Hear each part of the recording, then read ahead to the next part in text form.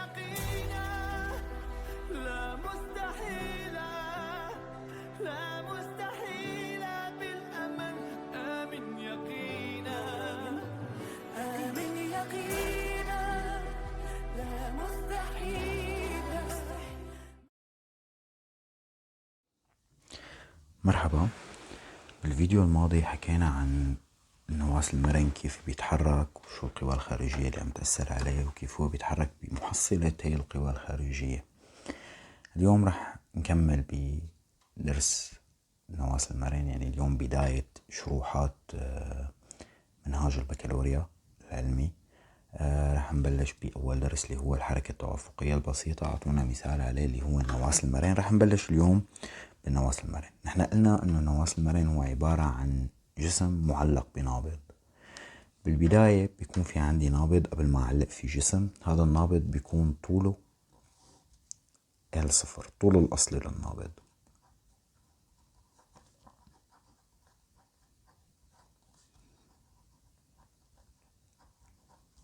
بس علق في جسم النابض رح يتباعد وحلقاته عن بعضها، رح يزيد طوله لهذا النابض، يعني رح يستطيل. سمينا هاي الاستطالة بالفيديو الماضي، سميناها الاستطالة السكونية ورمزنا لها بX0. هون قلنا انه بيكون الجسم بحالة السكون، بيكون الجسم متوازن. هون وضع السكون تبع الجسم، سحبناه لتحت مسافة معينة. هلأ بوضع السكون بيكون الجسم والنابض، يعني الجملة خاضعة لقوتين اللي هنن قوة ثقل الجسم وقوة توتر النابض FS0 بحالة السكون. سحب الجسم لتحت رح تزداد الاستطالة، فرح تزداد الاف اس ويتحرك النابض بتأثير محصلة القوتين اللي هن W و FS اللي هي قوة الإرجاع، سميناها الدرس الماضي. هلأ أنا بدي أعمل دراسة تحريكية،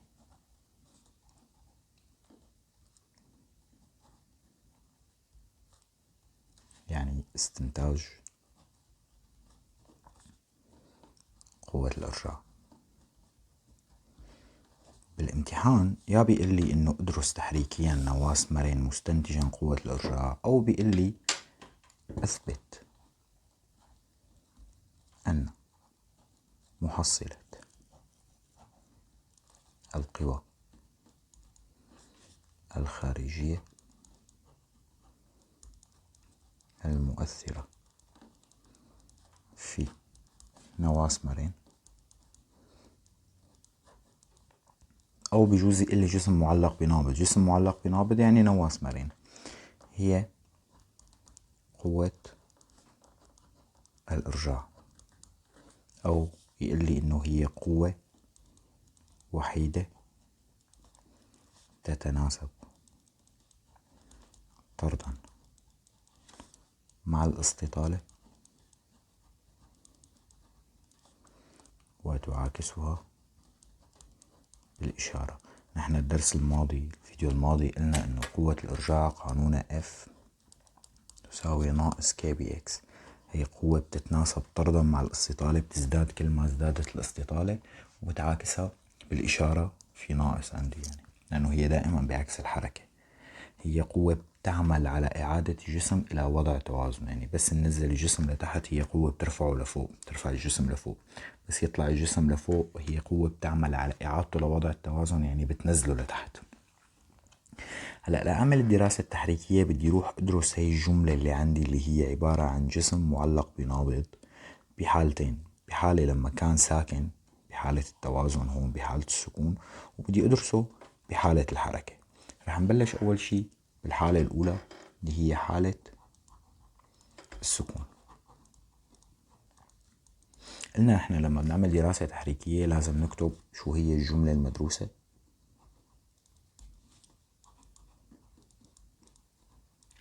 وشو جملة المقارنة، وشو القوى الخارجية المؤثرة. نحن عم ندرس جملة جسم معلق بنابض، بدي ادرس الجسم لحال والنابض لحال، فرح بلش انا بجملة المدروسة اللي هي الجسم معلق بنابض. جملة المقارنة، بما اني مالي متعلق بهي الجملة فهي جملة مقارنة خارجية. القوى الخارجية المؤثرة، هلا القوى الخارجية المؤثرة على مين؟ نحن رح نكتب اول شي القوى الخارجية المؤثرة على الجسم. نحن عم ندرس القوى الخارجية المؤثرة على الجسم. هلا القوى الخارجية المؤثرة على الجسم هن قوتين اللي هن W ثقل الجسم، و FS0 يلي هي توتر النابض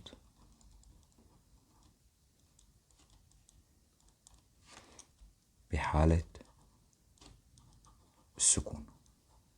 طيب هلا بما انه الجملة اللي انا عم بدرسها بحالة السكون، يعني هاي الجملة ساكنة، لازم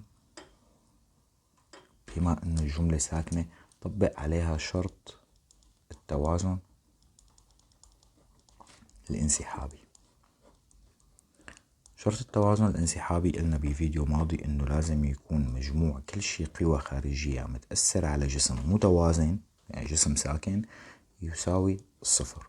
القوى الخارجية المؤثرة على هذا الجسم اللي نحن عم ندرسه هن قوة الثقل وتوتر النابض بحالة السكون، يعني هن W زائد FS لازم يكون مجموعهم يساوي الصفر. طيب رح نرجع للرسمة نشوف هدول ال W وال FS كيف شكلهم. ال W هي قوة لتحت وال FS هي قوة لفوق.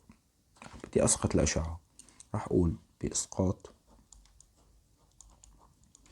الأشعة على محور الشاقولي موجه نحو الأسفل. هاي المحور محور شاقولي موجه نحو الأسفل، هذا محور شاقولي موجه نحو الأسفل. شوف هلا ال W وال FS بيوازوا محور الحركة، يعني أنا إذا مددت محور الحركة ومددت ال W ومددت ال FS قد ما بدي رح لاقيهم متوازين ما بيلتقوا ولا بنقطة. فال W وال FS بيوازوا محور الحركة، يعني التنتين مسقطهم نفسهم، يعني ال W مسقطها نفسها وال FS صفر مسقطها نفسها، بس ال W جهتها نحو الأسفل ومحور الحركة جهته نحو الأسفل، يعني W بجهة محور الحركة فهي موجبة، ال FS جهتها لفوق FS صفر، ومحور الحركة جهته لتحت، يعني ال FS بعكس محور الحركة فهي سالبة يساوي الصفر. رح ناخد ال FS للطرف الثاني فبتصير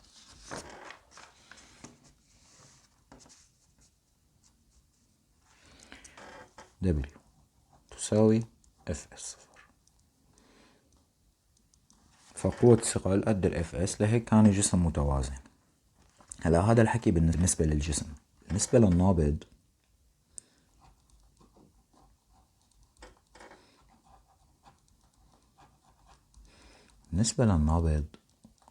قوة الثقل اللي الجسم عم يشده فيها لتحت هو ما بيشوفها قوة ثقل، هو بيشوفها قوة شد، هو بيعتبر انه الجسم عم يشده لتحت.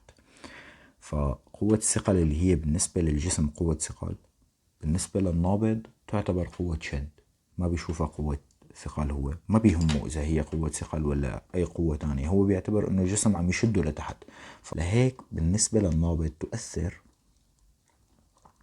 في نهاية النابض قوة شد، رح نسميها لهي قوة شد FS صفر فتحة، هي تساوي قوة الثقل، هي نفسها قوة الثقل نفس ال W بالنسبة للجسم، بس بالنسبة للنابض اسمها FS. هي القوة تسبب له استطالة سكونية سميناها X صفر، يعني W هي نفسها FS صفر وال W هي نفسها اف اس صفر فتحة، فدبليو هي نفسها اف اس صفر نفسها اف اس صفر فتحة اللي قانونها كي بي اكس صفر. طيب هذا اللي بدي اياه انا من حالة السكون. رح روح للحالة الثانية اللي هي حالة الحركة. بحالة الحركة ما بيتغير غير القوى الخارجية المؤثرة. يعني كان عندي بحالة السكون الجملة المدروسة نفسها راح تضل، جملة المقارنة راح تضل نفسها. القوى الخارجية قوة الثقل اتفقنا انه هي ثابتة اثناء الحركة واثناء السكون هي نفسها. قوة الثقل ما بتتغير، المتغيرة هي اف اس. يعني القوى الخارجية المؤثرة دبليو نفسها ثقل الجسم بحالة الحركة، بحالة السكون نفس الشيء. الاف اس بحالة الحركة اتفقنا يا بتزيد إذا زادت الاستطالة يا بتنقص إذا نقصت الاستطالة. فهي الاف اس هي توتر النابض بحالة الحركة.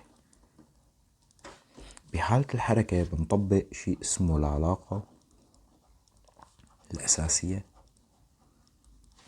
بالتحريك.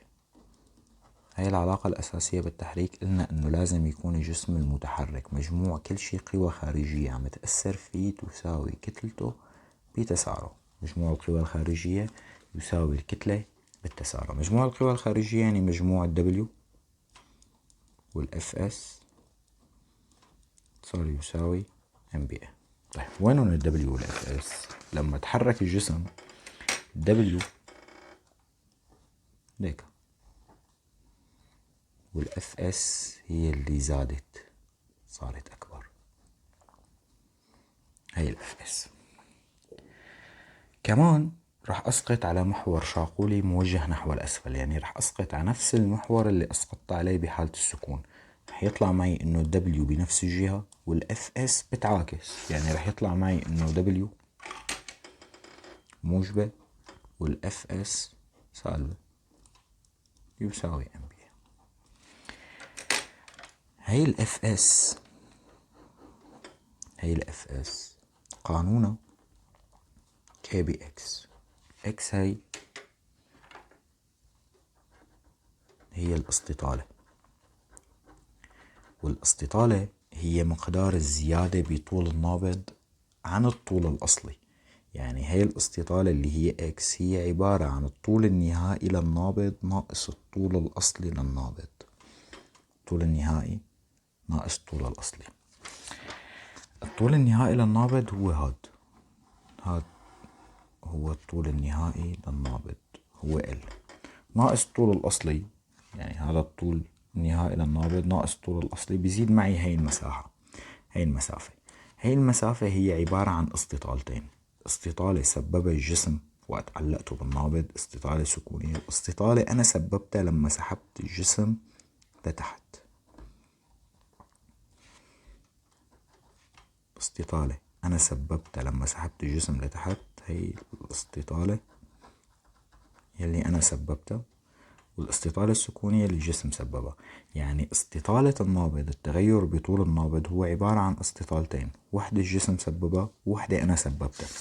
يعني هي الإكس اللي عم نحكي عليها هي عبارة عن مجموع استطالتين، استطالة أنا سببتها واستطالة سكونية سببها الجسم. يعني هي الاف اس قانونها كي بإكس صفر اللي الجسم سببها زائد اكس يلي انا سببتها، وهي الناقص الدبليو. قلنا انه الدبليو تساوي اف اس صفر تساوي كي بي اكس صفر يساوي ام بي. رح ننشر هي الناقص كي، مرة نضربها بالاكس صفر ومرة نضربها بالاكس. يعني هي الكي بي اكس صفر رح ننزلها مثل ما هي.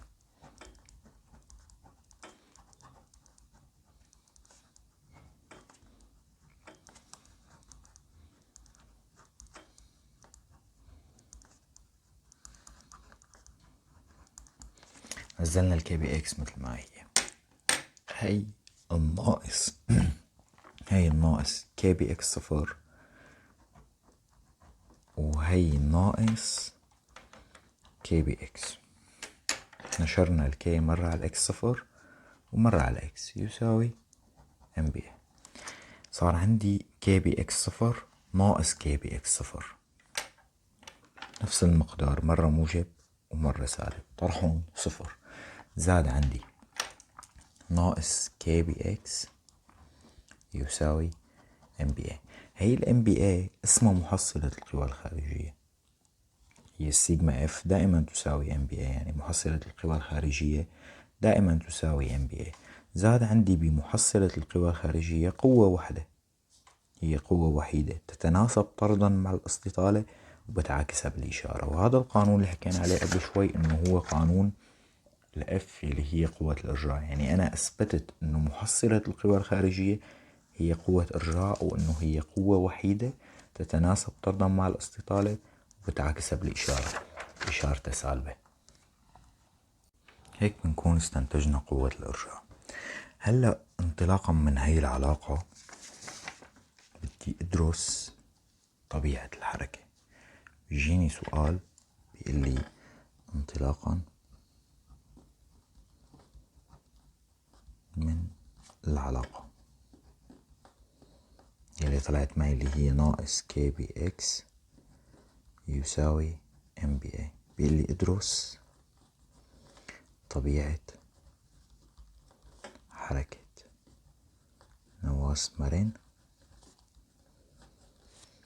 مستنتجا دوره الخاص. طيب، اللي بيحدد طبيعة حركة أي جسم دائما اللي بيحدد طبيعة حركة الأجسام هو التسارع. فأنا بروح بكتب العلاقة اللي هو أعطاني إياها، هي ناقص كي بي إكس يساوي ام بي اي، وبعزل التسارع بهالحالة بقسم على أمثاله، يعني بقسم على ام، بصير ناقص كي بي إكس على ام. هلا أنا تركت الإكس لحالة بس للترتيب شوي، يعني هلا بتشوفوا ليش. هذا التسارع هو بيعبر عن المشتق الثاني للمسافة، يعني هذا التسارع هو نفسه المشتق الثاني للمسافة. إذا قمنا التسارع حطينا بداله المشتق الثاني للمسافة، نفس القيمة، يعني نفس المقدار. التسارع هو نفسه المشتق الثاني للمسافة. قمت رمز التسارع حطيت الرمز الثاني تبعه اللي هو المشتق الثاني للمسافة يساوي ناقص كي بي اكس على ام. صار عندي بنفس المعادلة المشتق وأصله لهذا المشتق. صار عندي بنفس المعادلة الأصل والمشتق. بس يكون عندي بمعادلة برياضيات أو بالفيزياء الأصل ومشتقه لهذا الأصل بنفس المعادلة، بيكون اسمها هاي المعادلة معادلة تفاضلية.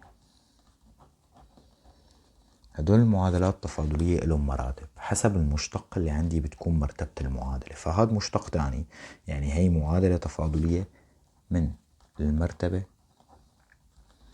الثانية. المعادلات التفاضلية من المرتبة الثانية برياضيات قال بتكون تقبل حلا جيبيا. حل جيبي يعني معادلة فيها ساين أو كوساين، هيك يعني حل جيبي. شكل الحل تبع هاي المعادلة رح يكون هيك شكل الحل: x تساوي x max بكوساين أوميجا 0 بتي زائد فاي. هي الإكس هي المطال. كلمة مطال يعني هي مكان أو موضع الجسم خلال لحظة معينة، خلال زمن معين. نحن قلنا إنه بس نسحب الجسم لتحت رح يصير يهتز هذا الجسم، هيك يطلع وينزل يطلع وينزل. هي المسافة من عند وضع التوازن لمحل ما سحبته لتحت.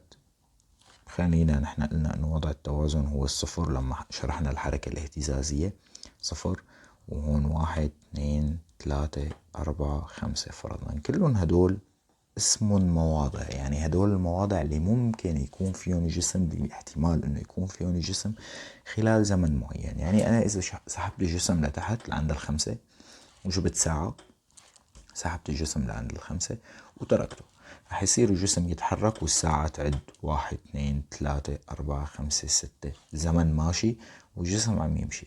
خلال لحظة معينة انا اخترتها بدي اعرف وين الجسم، فانا بقول مثلا وين مطال الجسم باللحظة تي تساوي 10 ثانية.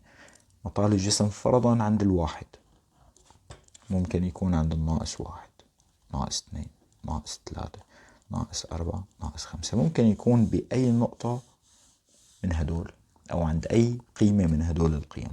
هدول القيم اسمهم مطال، يعني موضع الجسم أو مكان الجسم خلال زمن معين.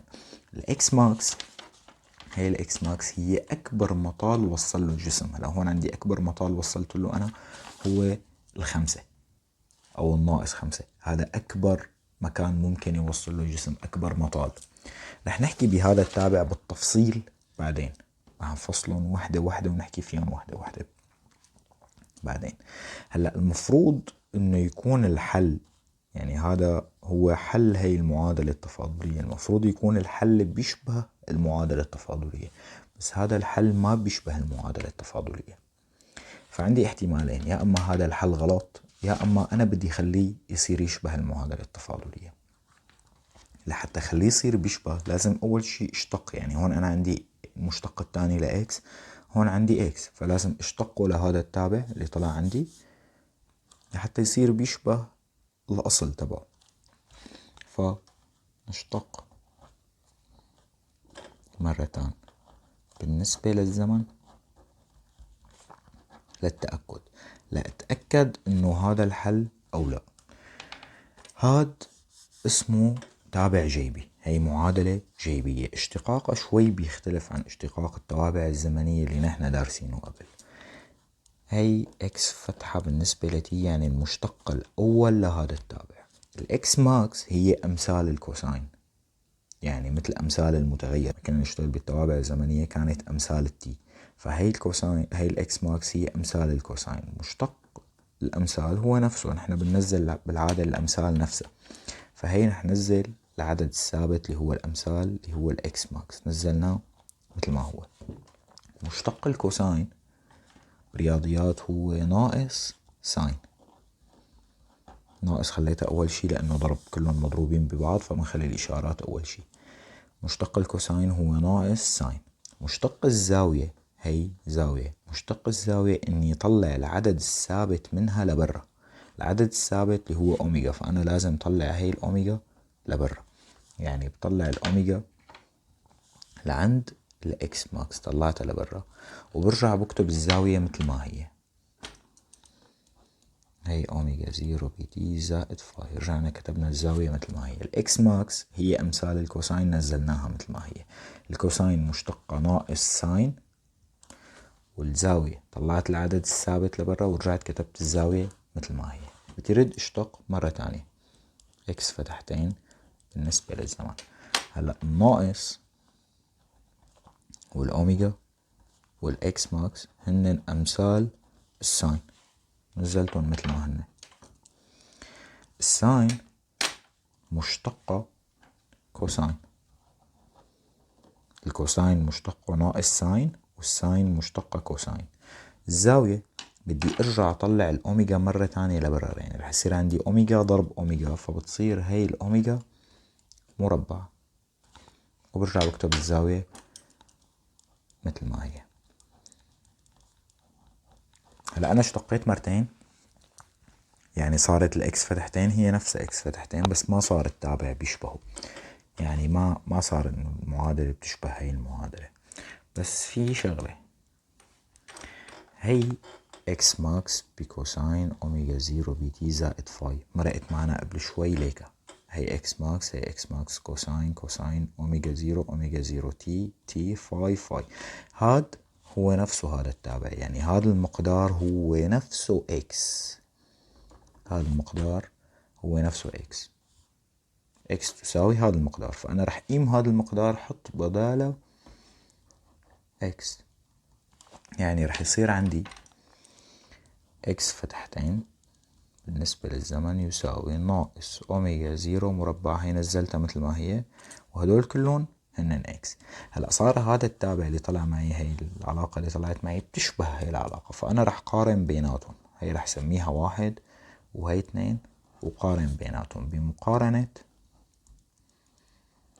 واحد، العلاقة واحد مع العلاقة اثنين، نجد عندنا هي اكس فتحتين وهي اكس فتحتين معناها بيساوي بعض، يعني اللي بعد اللي يساوي هون المفروض يكون يساوي اللي بعد اللي يساوي، يعني ناقص اوميجا زيرو مربع باكس لازم تكون نفسها ناقص كي على ام باكس. هي ناقص وهي ناقص راحوا مع بعض، هي الاكس وهي الاكس راحوا مع بعض، يعني لازم يكون اوميجا زيرو مربع يساوي كي على ام. لحتى اتأكد انه الاوميجا زيرو مربع يساوي كي على ام، لأتأكد بروح بنجذر طرفين،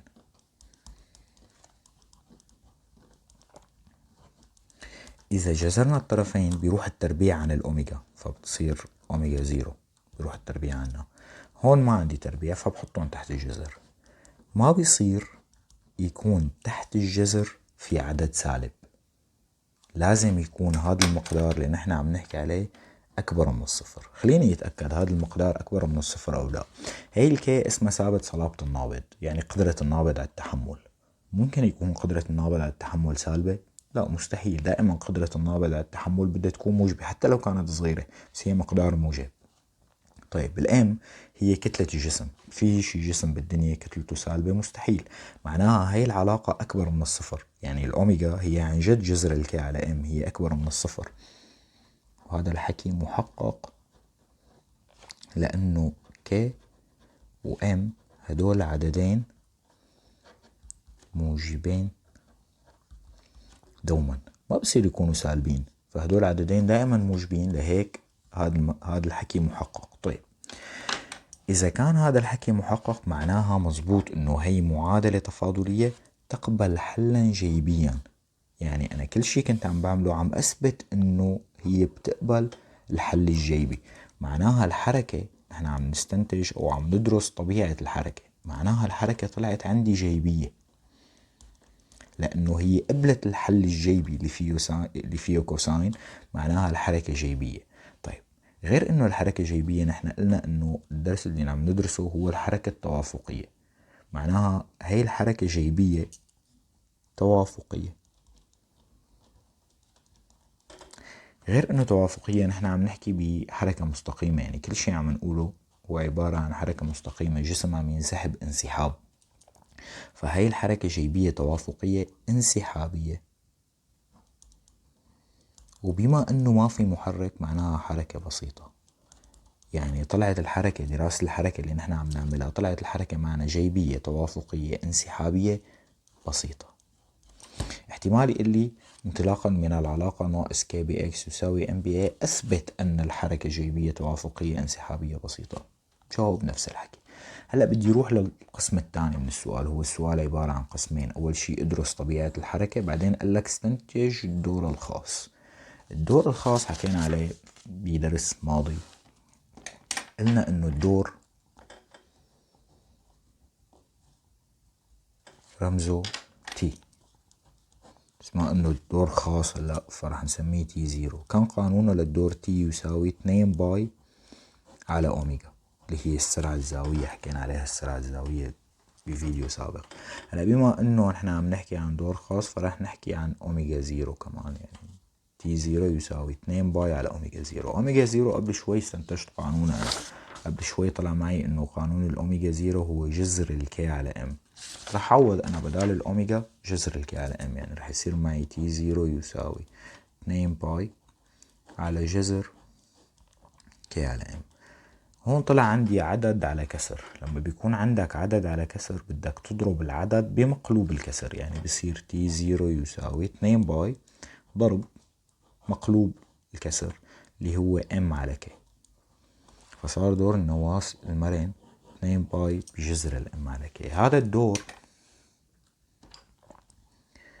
اللي هو تي زيرو هو دور الحركة. اتفقنا انه واحدته ثانية دائما.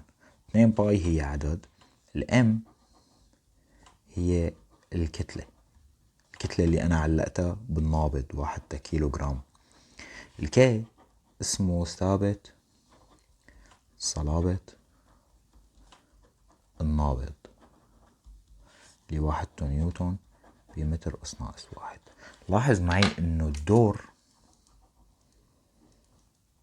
تي زيرو يتناسب طردا مع الجذر التربيعي للكتلة المعلقة. يعني كل ما بتزيد الكتلة الدور بيتناسب طردا مع جذرها.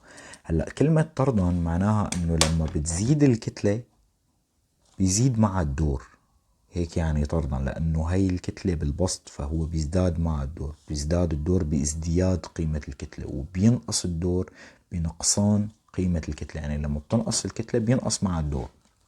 وكمان هذا الدور قال يتناسب عكسا مع الجذر التربيعي لثابت صلابة النابض. يعني لما بيزداد ثابت صلابة النابض الدور بيتناسب عكسا معه، قال الدور بينقص. إذا زاد ثابت صلابة النابض الدور بينقص، إذا نقص ثابت صلابة النابض الدور بيزيد، عم يتناسب عكسا، يعني في تعاكس بيناتهم لأنه الكي بالمقام. غير هيك الدور لا يمكن أن يتغير إلا بتغيير الكتلة. ما بيتغير إلا إذا تغيرت الكتلة. ليش؟ قال لأنه ثابت الصلابة هو مقدار ثابت للنابض نفسه. يعني أنا إذا بدي غير النابض بيتغير كي، بس أنا إذا غيرت النابض يعني تغير النواة كامل، فما رح نغير النابض. يعني لما بدي غير الدور أنا بدي ضل على نفس النابض، يعني أنا بدي غير دور النواة نفسه. أنا إذا غيرت النابض تغير النواة كامل، فالدور ما بيتغير إلا إذا غيرنا الكتلة. يعني مثلا رح يجيب لي يقول لي عندي نواة مرن، سعة الحركة تبعه اكس ماكس، مو نحن سمينا سعة الحركة اكس ماكس. اذا قال لي انه نحن ضاعفنا سعة الحركة، يعني فرضا كانت 5 عملناها 10، كيف بيتغير الدور الجديد؟ الدور ما بيتعلق بالسعة بسعة الحركة، هو بيتعلق بالكتلة او بثابت الصلابة. بما انه ما غيرت الكتلة معناها ما راح يتغير الدور. قال لي عندي نواة مرن مثلا دوره الخاص 1 ثانية، رفعناه عن سطح البحر مسافة 800 متر، كيف بيتغير الدور؟ الدور ما له علاقة بالارتفاع وما له علاقة بالجاذبية، فما بيتغير الدور.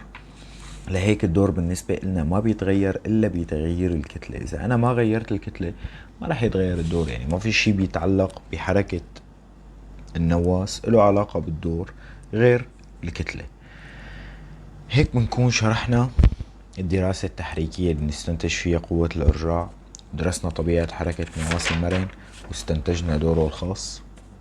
إن شاء الله تكونوا استفدتوا، واللي استفاد يخبر رفقاته مشان تعمل فائدة على الجميع. يعطيكم العافية.